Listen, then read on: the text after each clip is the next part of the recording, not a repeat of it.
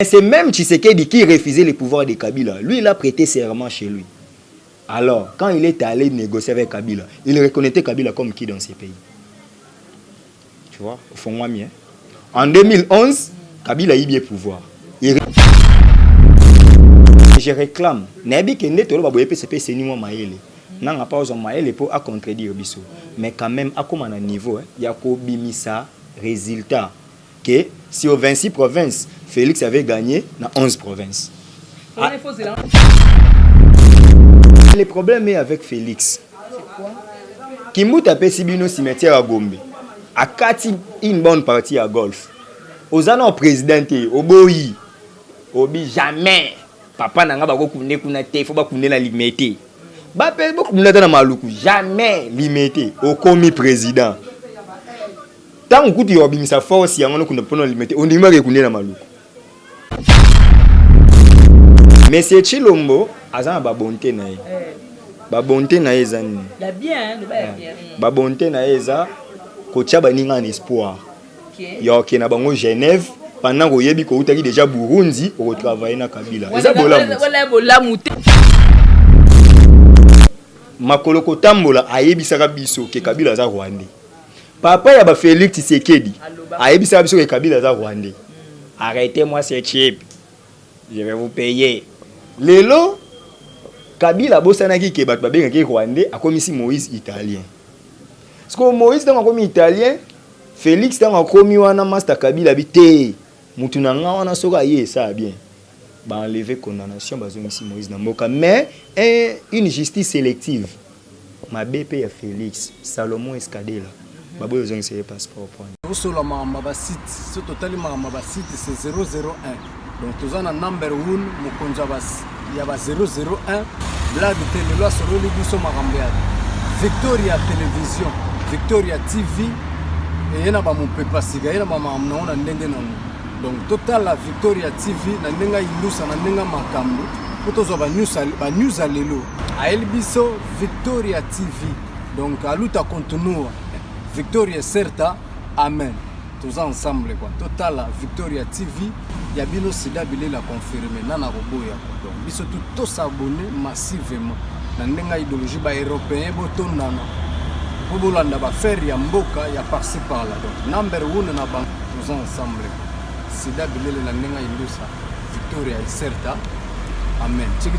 Merci de l'attention accordée, très chers téléspectateurs. Bonjour, bonsoir. Ça dépend de l'heure à laquelle vous nous suivrez. Eh bien, nous, c'est Congo Victoria Télévision à travers votre émission Micro Libre avec moi, Jemima Ibel, le gros bébé de la presse congolaise. Bien, l'actualité oblige. Hein. Aujourd'hui, je veux recevoir pour vous Steve Kombanga, donc force Aliama Lobeleki Alisasi, moteur Lobela Makamboyi politique, c'est-à-dire le loto Lobela par rapport il y a arrivé, il y a depuis mortel, il y a papa Nabiso Etienne Tshisekedi Wamulumba, Oyekoya déjà jeudi, alors Ndeni Aked Nango, et puis pourquoi ils étaient Canatan Oyo président Fatia Komi président de la République, et puis par rapport il y a arrestation au Tékolekana, il y a Lambert Mende Oyazala qui ancien ministre de l'information, Oyazali le député national, et aussi au côté par rapport à choix, il y a premier ministre Nabiso Ilunga. Est-ce que c'est un bon choix? Est-ce que la population va se payer ou alors imposer ce qu'on a dit par rapport à le bakino na sensa parce que mon conti atiki tebe ba futa mi kunete ba muebele bazaki vraiment un paiement alors to meka pe ko solo awa. Merci beaucoup à Miller Waku oyaza sima caméra et merci na boss na biso jibe kumaluta le vrai pétrolier na Kataba Dallas na ba tout soutenir na Kajemima na lingabino mingi. Là je vois Georges Luboma depuis Dallas, je vois maître Auguste Moukadi depuis la France et aussi Ado Senga maître Sengi depuis Suisse. Voilà, je suis avec Steve Kombanga Kambalogie de la presse. Boni papa. Bien, Jemima mena bomi sira. Georges Alara Luboma te Ara Luboma. Georges Luboma. Georges Luboma. Georges Luboma. Voilà. Donc bon, ça va bien. Sinon ça va, merci de l'invitation. Merci de votre sur c'est bon. Voilà. Bonne santé. Est-ce que tu es en forme? Il y a encore répondre à des questions en surtout. Ça va? Même au lit de l'hôpital, j'ai toujours été présent pour répondre à tes questions. Je me souviens l'année passée, tu es venu me voir à l'hôpital, mais ça on aura prêt à répondre. Donc puissance ya liloba, il est qui a lisasi. Donc il est qui a ta nzoto kobela. Pour monta cause à la gravement malade mais na lobi bokanga ye. On comprendre. Les lobes ont fini là-bas. Mais tu sais que doit arrêter Kabila mener moi ça. Est-ce Kabila ça arme? Mais troublant wa Kabila. Les lobes ont fait la vérité des urnes. Est-ce Kabila si mindoki? Mais soit il bat ba la té. Ezobima pe ka té vérité. Kasi ezobima. Parce que tant ba banda ko réclamer impérium. Kabila ko ka diriger mo té boy bango. Na rappelera batu que na 2013 déjà. IDPS ezaki na Ibiza na accord na Kabila. Faut comprendre. Ba outi musika, ba vrai bolingo. Déjà pourquoi? Parce que Kabila na Kabila. Oui. Tu confirmes? Mon Dieu. Accord ya Ibiza. Tu n'étais pas encore journaliste ou quoi? J'étais là maintenant au pesa makama bongo odo bibisaki badaki ba camarade banda kala. Tu ne sais pas qu'en 2013 Kabila s'est concerté avec IDPS. À Ibiza.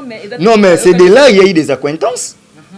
Et en 2013 il y a eu une consultation pour aboutir à une concertation nationale.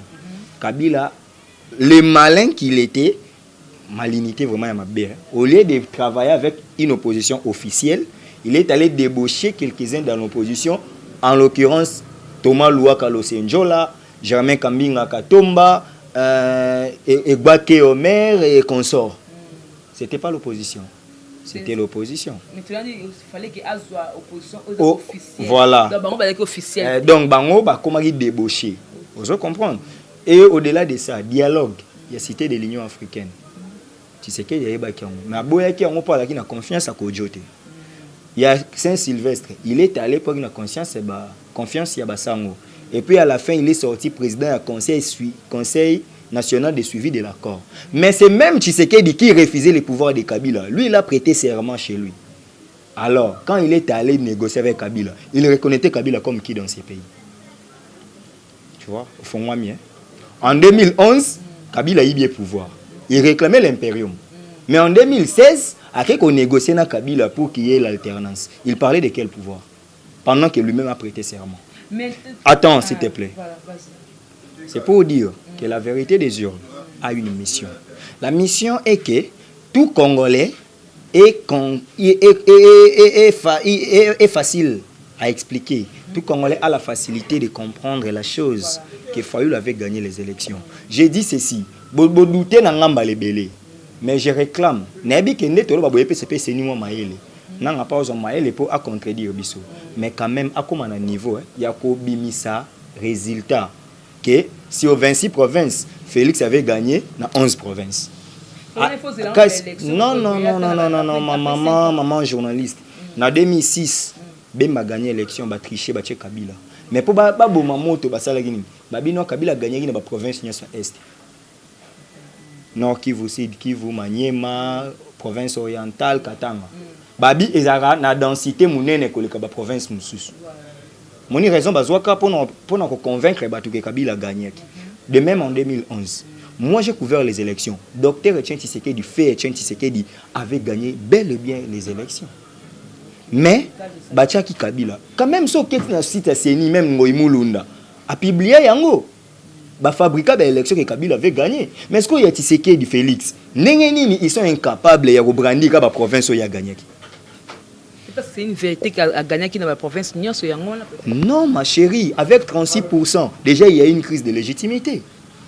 Donc, avec 36%, c'est qu'il a été élu peut-être dans 8 provinces. Mais on doit comprendre ces provinces. Parce qu'il faut en intimité ma casse dans la province. Vous faut comprendre.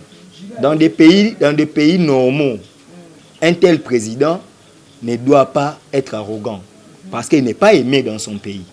36%, c'est un échec total. Tu ne passes pas. C'est pourquoi on doit revenir, étant constitutionnaliste, il faut qu'il y ait la révision de la Constitution pour revenir à des tours des élections. Parce que 36%, on ne peut pas être président. En tendance là, Steve Kamara, parce que depuis Obande Kolobango, comme il a compté moi depuis président du pouvoir, et Bimaka, il a fait une année Bimate, il a 2 ans, 3 ans, 5 ans. De tous les ans, on a l'élection, parce que vérité, de 2011 à 2016, calculez ça combien de temps. Et jusqu'à son décès, il n'a jamais été président. Donc, quand Fayoul réclame la vérité des urnes, quand moi, Steve Kambanga, je déclare la vérité des urnes, Ezate qui te le to boma Tshisekedi na Masasi. Étant chrétien, azara chrétien le roi nga. Et azana moi vérité kaka. Et bon ça vérité aye ou bien bata seni. Seni défend dans la vérité da yete quand même. Da moni biso o to sali na politique. Même quand on veut te nommer ba avertissera biso avant. On comprend. Au comme. Ndaza wana ayebi ba vrai résultat. Azana fils qui na courage yoloba. Non. Vainqueur à l'élection, ils ont failli. Vous comprenez? Le roi a déjà commis à prêter serment. Le roi Nazawana, en tout cas, en 2023, a repostulé. Vous comprenez? A repostulé. Nous avons respecté la Constitution. A repostulé parce qu'il a les prérogatives. C'est un Congolais d'origine, il a la nationalité congolaise, et il n'a pas un casier judiciaire abusé.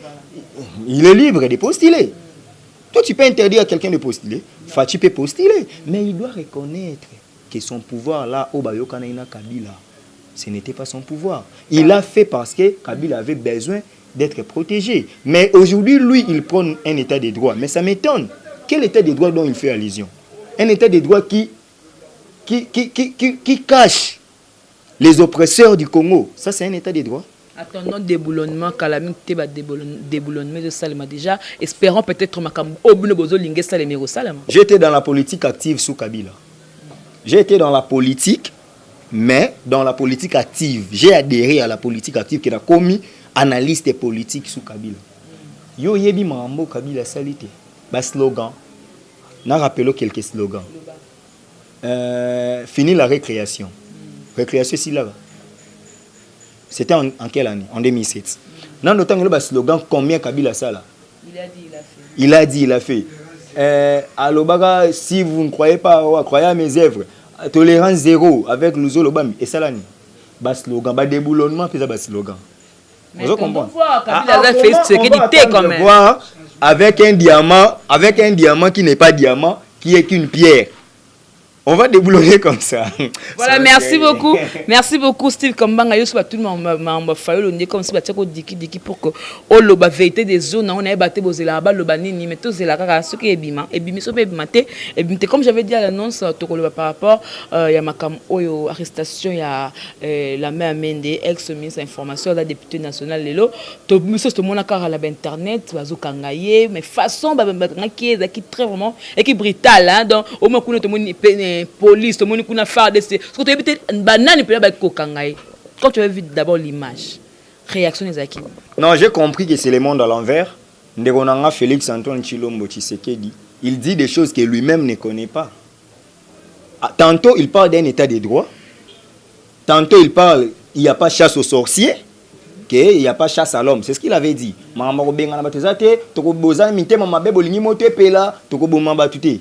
Tantôt il laisse son ministre qui fait l'intérim de vice-premier ministre en charge de l'intérieur, Olongo Pongo Basile, mon ancien DG de la RLTV. Il se laisse aller arrêter un député par une arrestation arbitraire. Je ne mets pas Mende comme un député, je mets Mende comme un citoyen congolais. Un citoyen congolais, la loi nous dit, là je reviens dans ma peau de juriste, la loi nous dit que dans la procédure pénale, s'il faut aller interpeller quelqu'un, il faut commencer par une convocation qui est une invitation. À défaut, 3 fois. Si cette personne ne répond pas, c'est là où on va utiliser les forces.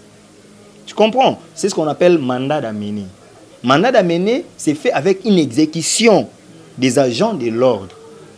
Et maintenant, pour les bénéficiaires des privilèges de juridiction et immunité, la mère Mende Omalanga est un député, entre guillemets, élu. Il est jusque-là à l'Assemblée nationale. Mais quand vous voulez quand même l'arrêter, respectez la procédure. Vous prenez un état de droit. Mais ça, c'est contradictoire. Yomoko lobi chasse aux sorciers, chasse à l'homme, Yomoko lobi état de droit, mais Yomoko zo kende ko kanga mutu.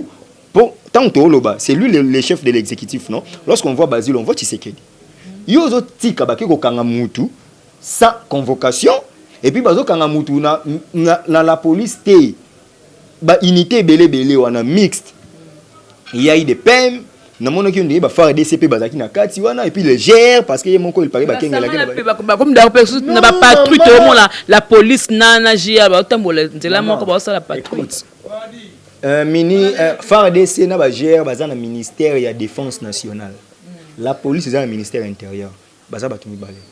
La police est bunda bitumbate. La police est kengela ka batu na biloko na bango et puis etiaka ordre. Mais ba soda ba rapona bitumba. Siko comment bakoke ko kanga mutu na bato babunda. Effective non salamité. La condamnation définitive.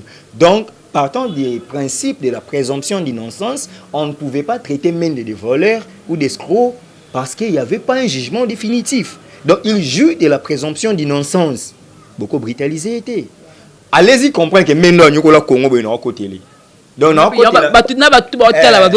côté la main d'été. Nous avons côté la droit. Nous avons côté la droit. Vous avez compris? Nous avons côté la droit.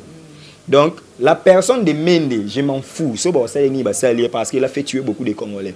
Mais je vois un député national, un citoyen congolais, la mère Mende, ne pouvait pas faire l'objet d'une arrestation arbitraire.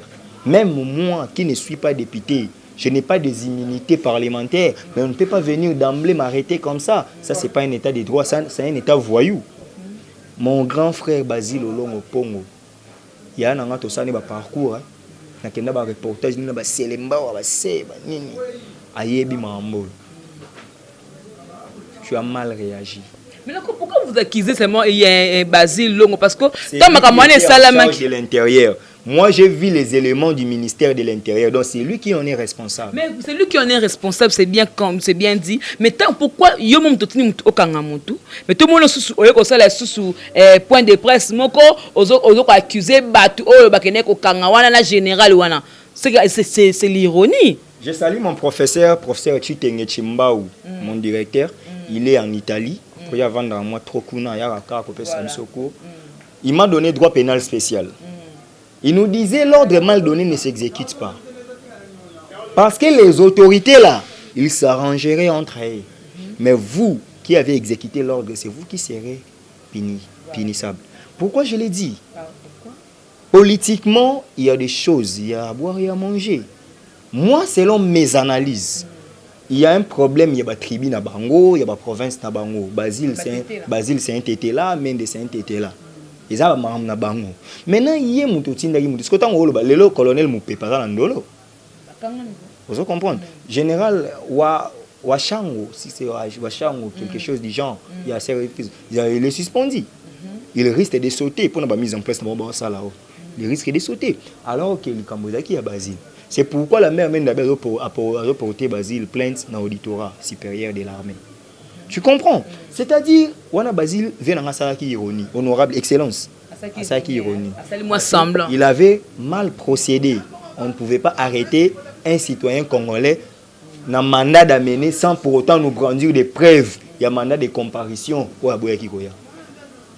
Voilà, c'est ça l'état des droits. Il y a Félix Tshilombo. C'est-à-dire, il ne maîtrise pas ce qu'il fait. Parce que Biloko Wana. Moi, je suis d'avis. Si j'étais. Parce que au mais osons encore pas naïe que non. Toi, tu crois que ceux qui va checker le Martin Fayoulou na place il y a Tshisekedi. Bien, il y a ma belle à la tête. Je suis constitutionnaliste. Il n'y a pas une constitution formelle.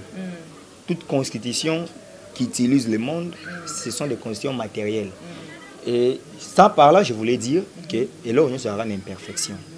Je ne dis pas que si président légitimement élu, Martin Fayoulou m'a dit. Légitimement. Voilà, pas si. Mon Dieu. Légitimement. Valable candidat de la République démocratique.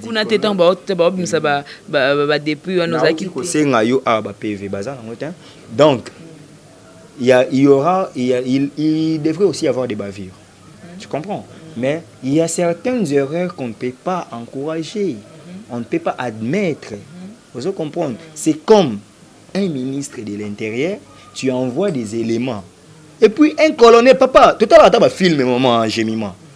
Ce n'est pas un lieutenant, beaucoup ça n'est pas j'ai. Mais dans le Congo, colonel Moboazala, comme un général, na Kinshasa. Un général comme un protocole à Bibémi. Tu penses qu'aux États-Unis, un major, à cause d'un protocole, non, soyons sérieux. Est-ce que un colonel au petit titre dans terrain pour quelle fin? Voilà l'état des droits. Alors que si nous étions aux affaires, c'est vous qui nous les gens qui soutenaient, les gens, je suis bembiste. Tu es bembiste. Je suis bembiste, je suis. Tu es fayouliste. Non, Fayoulou, c'est notre candidat. Nous lui avons mandaté, il est allé, il a gagné les élections. Bravo, grand frère!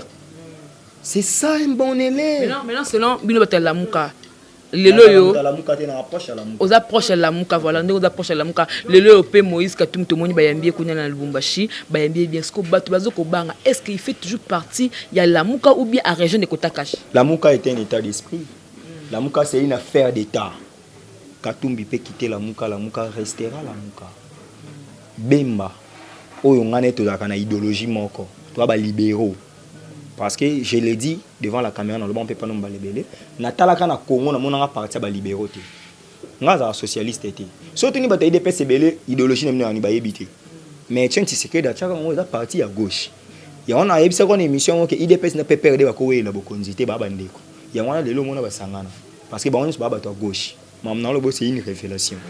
Voilà.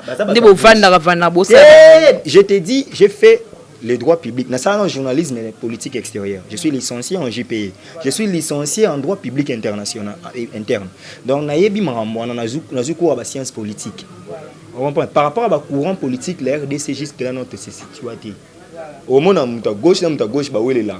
Au moment où droite, il y a Canada. Les lots, caméra, Félix Bassangani, mais caméra socialiste était. Azam est extrême droite. Maintenant, quand tu dis de gauche, de droite, voilà. Tu peux expliquer parce que Écolo semble un peu. Les bateaux la bisoboué, n'a pas un exemple en France, c'est facile. On est parti socialiste. Il y a François Hollande. Bango politique na bango ils ont ndenge na UMP. Bango bazaka l'homme est au centre. Vous comprenez? Les riches bako kabo la richesse tamba bako zo n'importe qui a tout ça la raté un fainéant, ba peso musala ba politique à IDPS. Mon bon ba kabila ko ba mbongo. Non. Alors non te nazo la vérité à IDPS c'est la parti socialiste. Et ça le roi ba démocrate aux États-Unis. Au moni sous Obama il y a ba PD, les ba valida même sous François Hollande. Boké bana Congo pas avec Félix Tshisekedi bomo na homosexuel et comme légitime. Non, pas jusque là. Parce qu'il est socialiste. Pas jusque là. Bango ba déranger à mututé, la liberté de l'homme, c'est selon les Non, Félix c'est un chrétien. Non, j'ai dit c'est un socialiste. Socialiste mais à quel quoi accepter bloc c'est que tu acceptes que Félix n'est pas tshisekidiste. Azak Tshisekedi c'est parce que c'est son père quand même. Non, on peut à quoi la politique est Tshisekedi. Yoka, mon père Kambanga Crispin. C'était un pasteur. Non. Mon père Kambanga azalaka moboutiste. Mais moi je n'ai jamais été moboutiste. C'est ton choix quoi. Oui, donc Félix Tshisekedi n'est pas obligé d'être tshisekidiste. Parce que il est le fils biologique de Etienne Tshisekedi, mais il ne peut pas avoir une même idéologie parce que la peur avec les socialistes na Congo pe mariage homosexuel et comme on peut légal. Wana ba socialiste. Donc na droite. Na droite kuna ezaka ba capitaliste. Kuna pe na linga ba muti. Ngasko naza na kati na ba libéraux. Biso to travaille l'État travaille avec les particuliers. To benga on ba contrat de cession, to benga on ba leasing, et il y a ba entreprise ba avion au cause de la RDC sali projet, il y a Congo Airways mais et qui est une entreprise moi il y a ba avion et déficit bino ba avion bo ça là pendant autant de temps bozong c'est là bon. Pour na ka mboka évoluer. Moi je suis de la classe des libéraux. Chez nous, on crée la classe moyenne. C'est comme parti à MLC, vous pensez après c'est la vous pensez côté ni. Net MLC au pouvoir. MLC les lots se commis au pouvoir. To lingaka tiko mon avenir kanda. Montako chama banga te montako construire en te to kanga l'exclusivité faisons en état. Non, ce qui les lots bemba commis au pouvoir. La politique tu n'as expliqué Batou pourquoi non c'est un Batou va voter Bemba. Mais yo tout ninga question. Non. Yo ya manga une mission quand Bemba était condamné à 18 ans. Zongi c'est pas vidéo il y a ESP Media. Je t'avais dit que Bemba obima. On dit manga. Scott Souka.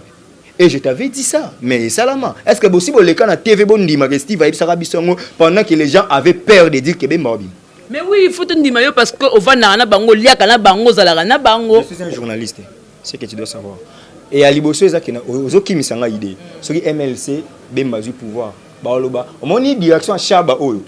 Et banda d'enseignement. Si Kuna, bon ça va.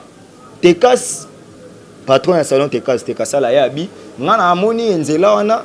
ezonyo kola nga pona parka mutu kana na nzela bon ça va nga na sombi le pont na bumbu bon c'est qu'on doit faire c'est quoi mon direction chaba nazo asphalter yango asali état de besoin totali basali devis budget c'est à combien ça va to nzela on a to ticket to pese permission contrat to signer un contrat bato batanga grand service public de l'état na L1 droit bayebi a reçoit contrat asali nzela wana asali péage parce que ba usager nyonso ba banda ko utiliser nzela wana ba bando futa mbongo mone na nzela ba Kongo ezaka comprendre okenda de ba Kongo nzela matadi na kasangulu moni péage wana c'est ça il y a un moment ce qui délai wana ekoki etikali ya l'état bolongo li péage c'est ça la politique des libéraux c'est pourquoi j'ai dit je n'ai pas soutenu l'IDPS parce que ils appartiennent aux socialistes.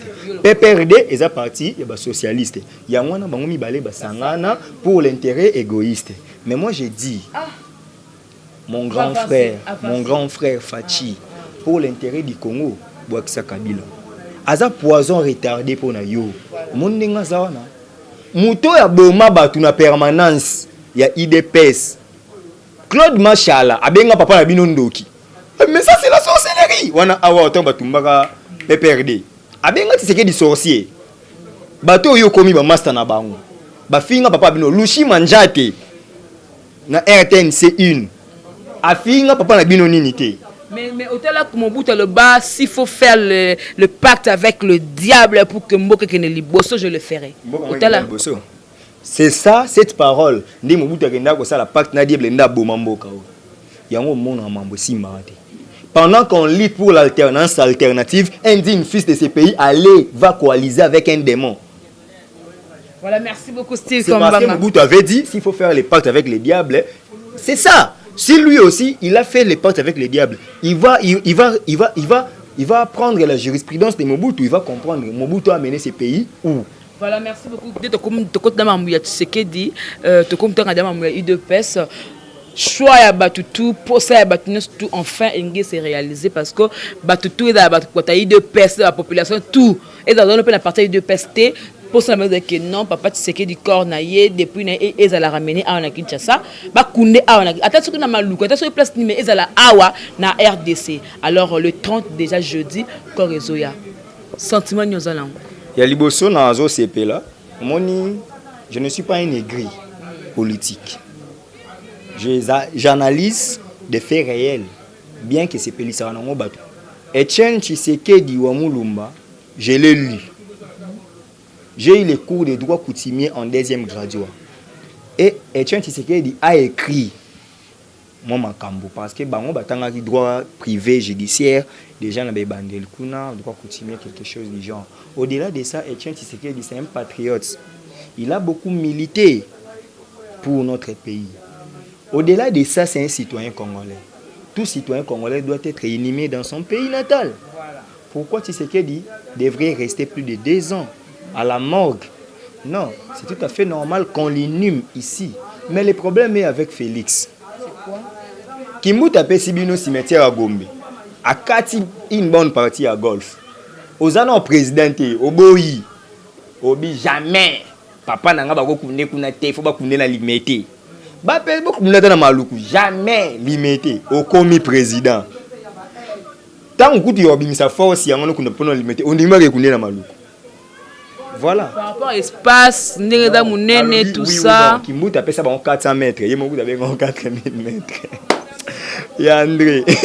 Après ça, l'espace est bien na golf. Pour bakunda papa Etienne, basala mausolée. Maintenant, on va te ça à aussi ligaté pour y a Tshisekedi. Au moins, à comprendre le président a péché. Pour aboya, muninga, attaque Kimbutu anima bien, attaque au fini va full ba nini. Mais pour les obsèques de Etienne Tshisekedi, après ça bino espace bien. Na Gombe visible, na boulevard triomphal mutunyo sa komona ke Etienne Tshisekedi bakunda a. Oboyi.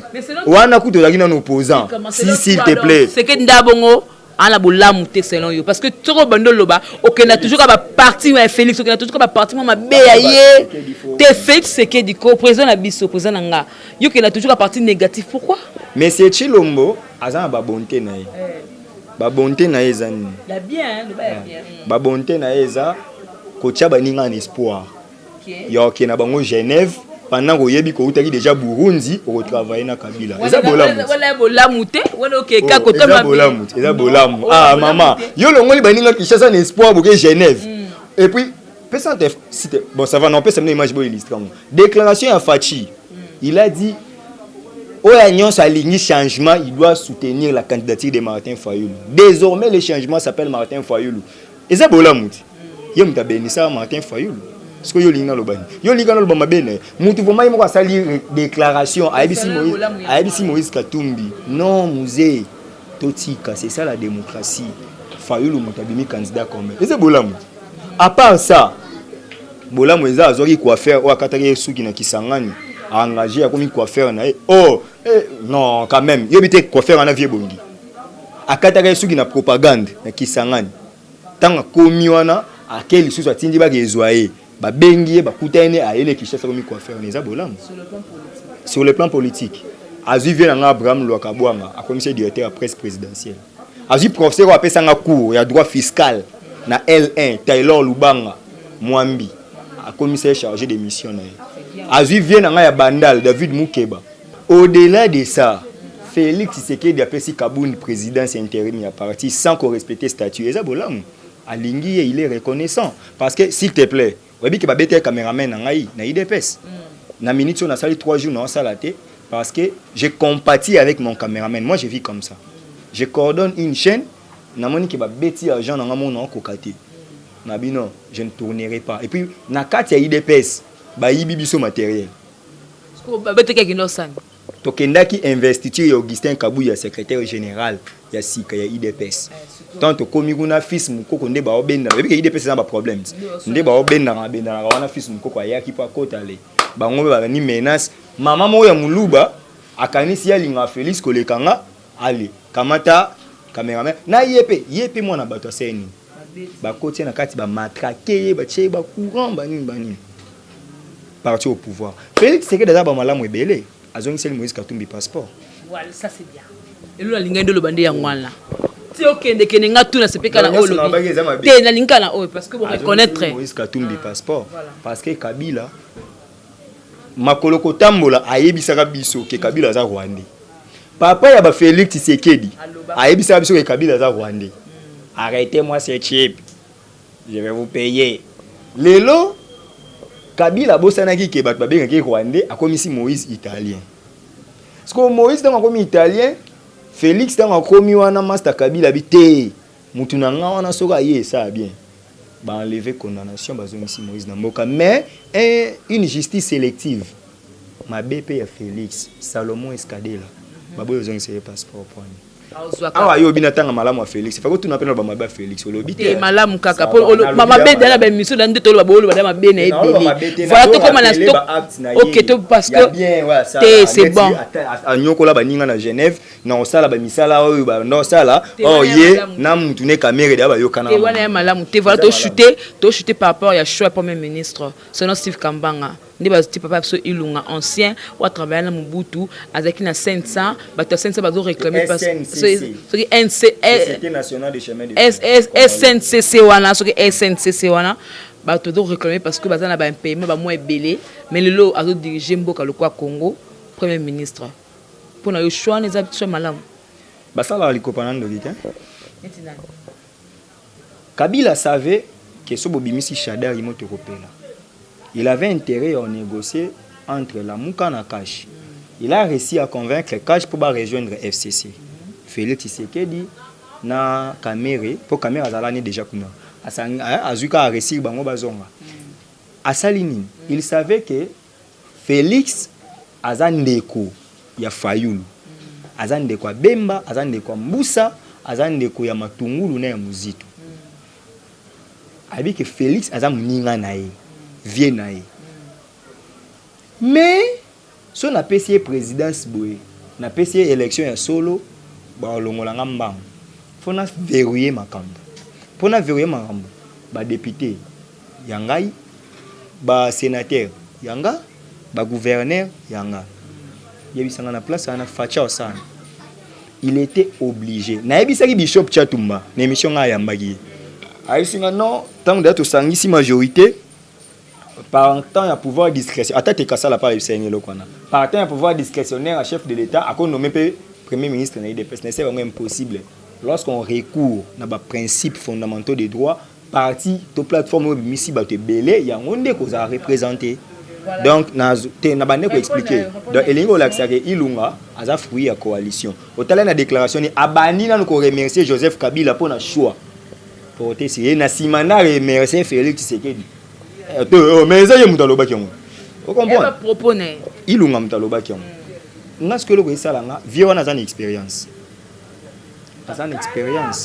maintenant tu as 78 ans Gizenga avait 81 ans tu vas être premier ministre mais oui il y a 78 ans qui par rapport à 81 ans ça là maintenant mayobo ya ikenan ya ndive voilà ce que pour nan ya ndikaka mais ya ngi bambon wala ita ya ndive donc au moni problème ezanine Sylvestre Ilunga, non. Il a d'abord un poids d'âge. Bon, le bar après avion, c'est cousse. Les amours des conseils pour il faut créer un besoin de repos. Mais nous parcours, il n'a pas un bilan positif. Il a un cursus, il a une carrière. Il a été 2 fois vice-ministre, il a été au cabinet en Mobutu, il a été au copyright, il a été à SNCC. Mais avec quel bilan? Il a fait 5 ans. Na SNCC, c'est plus de 227 mois impayés. Voilà, bambele beza solo. On a yoki les informations sur SNCC va produire. Ce qu'on monte SNCC a coquille ko gérer monter. À supposer qu'il y a 5000 personnes, to 1 million. A coquille gérer ba monter. Parce que 80 millions de Congolais, y compris Steve Kambang, 2 fois licenciés. Comme ça le lendo. Parce que batanga te ba lo bani. Te moko la chance te. Bato kamba biso la plupart bato batanga te Mobutu autodidacte Kabila diplôme neto ebité Félix graduat et celui kolamba celui ndenge nini confirmé te donc est-ce que na fini oh est-ce que na fini mutu na bige c'est pour hôtel maman à ce Steve Kambanga kile na bandeli na biboye ce pays ezala diriger na licencié. Voilà, tu as peka wana. Non, si ça. Parce que partout le bien président wana na longolango. Mambo Ilunga. Ilunga, aza docteur, nena yoki, professeur ya économie. Mais il n'a pas un bilan. Il n'a pas un bilan. Parce qu'il veut me diriger, il veut être le chef de l'exécutif. N'a pas na sali pe reportage ya primati. Non, ça n'a pas musa na. Il dirige déjà. Vous avez déjà dirigé. Non, moi je suis un électron libre dans ce pays. Moninga. J'ai voté Fayoulou et Fayoulou a gagné les élections. Pour moi, je ne considère que Fayoulou comme président de la République. Merci. Voilà donc, merci beaucoup. Là, c'est Steve Kambanga. S'il parle, il faut comprendre que ce que Cathy est comme petit lobby, il va toujours parler, il va toujours parler. Voilà, c'est pas un problème au Kenya. Voilà, on est toujours vraiment presque à la fin de cette émission. Déjà, un dernier mot par rapport à l'émission à Lilo. Par rapport à tout ce que tu viens de dire, s'il faut conclure. Je conclue en disant ceci. Je n'aurai pas la honte de soutenir Félix le jour où il mettra Kabila hors d'état de nuire.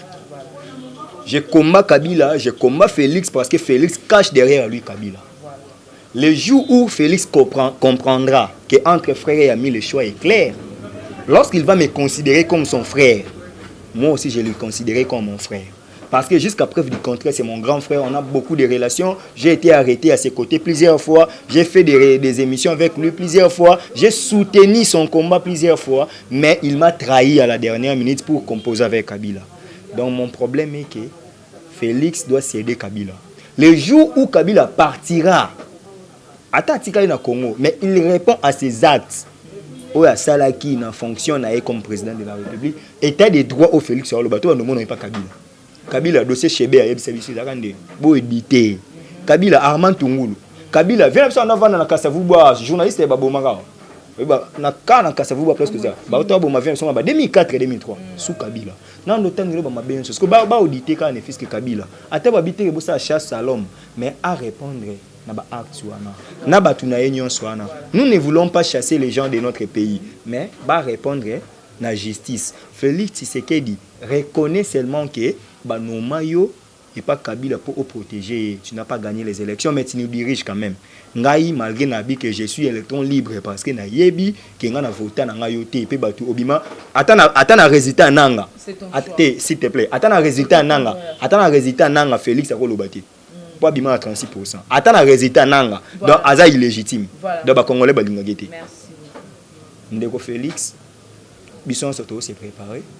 Tozoya Nazaki candidat na municipal mais na yo ponga za mutanga yo kana za investigation. Na kendagi kozwa ba fuite munko na bombi source wana. Que quota o salami na gouvernement FCC a 80%, caché à 20%. De même na ba mandataire public y compris na ba élection municipale. Donc na moni que na bebi seulement en propagande pamba. Petit to na élection wana déjà ba ebike sur 24 communes qui c'est ça Kabila a autant de bourgmestres, Félix a autant ba pesa la muka moi de. Parce qu'on a moni que na place na ki ko bom énergie. Pour ba boya na bango bimisanga, pour ba voter nga, moi nga kasavubu. Voilà, c'est bon, merci beaucoup Steve Kambanga, merci beaucoup parce que moi salutations quand même. oui, nabi ko pesa aigle noir, si amulex aigle noir, moi ba dédicace na yo aussi faut remercier au pesa banani ba merci ba to ba soutenir kayo. Depuis de l'année que banaka na vie si amulex apoké na bato belé voilà. Avec Steve Kambanga c'est toujours comme ça, ce boyambi ba kota ko toucher partout mais comme je dis toujours ba propos tenir et engagé à inviter nanga tu veux ozoluka nani voilà tu remercies qui na kulutu nanga si amulex aigle noir vieux atiga ngate donc nazara Steve pour la vie bon pour la vie on a Zanzambete mais c'est un partenaire ouais dans trop si amulex aigle noir coup de chapeau mon vieux ba ba sont na longwe Congo Top News vieux si tikanga c'est vieux azo continuer ko ça elangi belé merci na papa Kelani Marcel na Suisse mobile ya mère ani on a vraiment bande konanga ya makila bozo ya kalate salon te casse botunagi yango ga to sa émission non mais mon peu binois. Merci na Père Louis-Marie de Jésus. Sangomo ya bien na poto. Merci na Banque mondiale.